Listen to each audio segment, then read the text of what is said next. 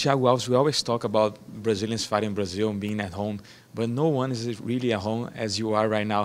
How special it is for you to fight here in Fortaleza?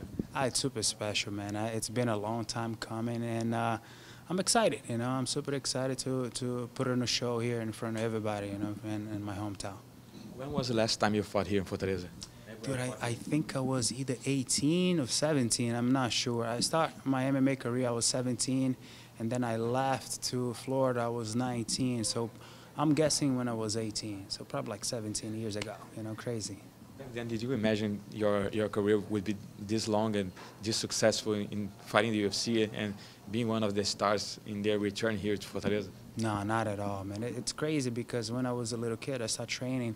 My goal was to be, a K1 fighter, kickboxing. I want to be a K1 world champion, and took me to Florida, and I've been living a blessed, great life, and MMA grew so much, it's pretty cool to be able to come back here after all these, years and be able to still, on top of the game, fighting the biggest organization in the world and, I'm doing what I love, for that long. So I'm excited. I'm super excited to put on a show. What really took you away from kickboxing and more to MMA?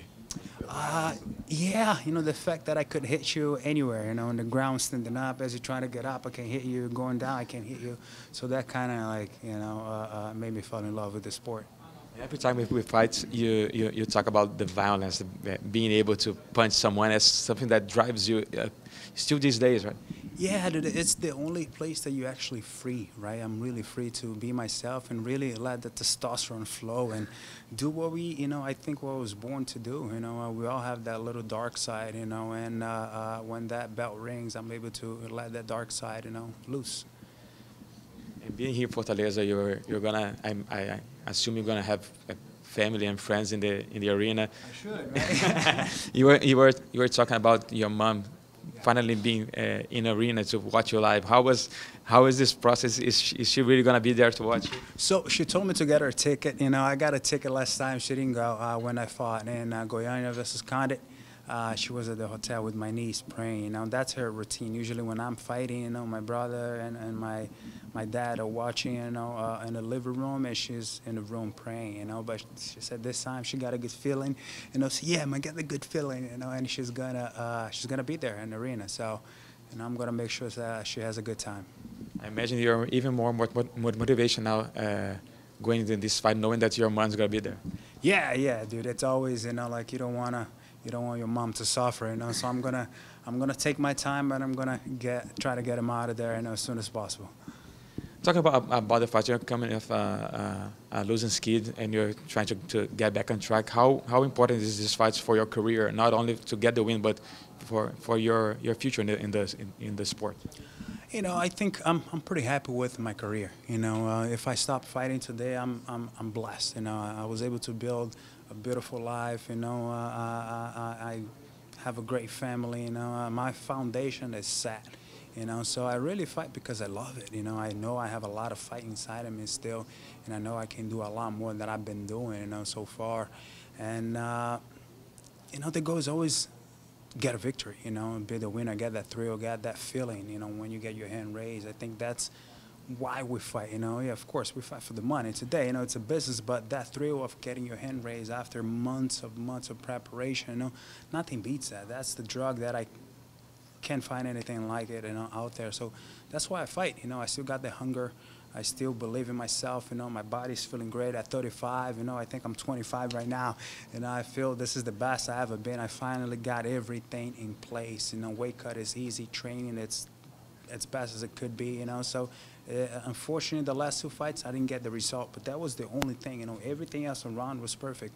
Now in Fortaleza, I know I'm gonna get the victory I've been, looking for so long. Everything's gonna come together. How do you think that win's gonna come? How do you think it's gonna beat him? Dude, it's very simple. Either I'm gonna beat him up the whole 50 minutes, or I'm gonna drop him, in the second round and put him away. But I'm thinking I'm gonna put him away by the second round. Aside from your role as a fighter, you're starting a career now as a coach as well. You're one of the head coaches of Dustin Poirier, among other fighters, right? I'm one of the coaches, and I'm not the head coach. The head coach is Connor Silveira. I'm just one of the coaches. I'm not a part-time coach, so I'm still learning how to become a coach. I have great coaches that I learned from, Cattell Kubis, Mike Brown, Conan. So I'm kind of learning a little bit because we got a very high standard American top team. We're the best team in the world, so I want to make sure I am up to the standards of what we've been putting out there. I know as a fighter, I am there. I just gotta take my time as a coach, and I'm still fighting too. So I don't want to take that coaching role 100% when I'm still, kicking ass. So it's baby steps. How does being a coach helps you as a fighter? It helps me a lot. It gives me a good insight, it gives me a good insight to other fighters, to other training camps, what they go through, emotionally and physically. So it makes me have a better understanding of MMA as a whole, preparation as a whole. That's why even when I'm tired, when I'm cutting weight, I'm always relaxed because I know it's just part of the game, and it's gonna go by, and then eventually I'm gonna be where I should be. I'm gonna be ready to fight and ready to engage. Speaking as a coach now, Dustin is in this unique position now that Khabib might take a year off after the suspensions of his teammates and all that. Who do you think he should take next? Do you think they have to do maybe him against Tony Ferguson for the interim title, or maybe for the official title and strip Khabib? What would you request them as a coach from Porty? I can't speak for him. He's a grown man. He needs to make his own decisions. But I think he proved himself. Left and right. His last 3 fights, 3 main events. He beat 3 top guys. Very decisively. So I think the ball is on his court. Whoever he decides to fight next, is the fight that we're going to prepare him and get him ready for. But I can't speak for him. Do you see him becoming champion in the UFC this year? Absolutely. DP is a diamond.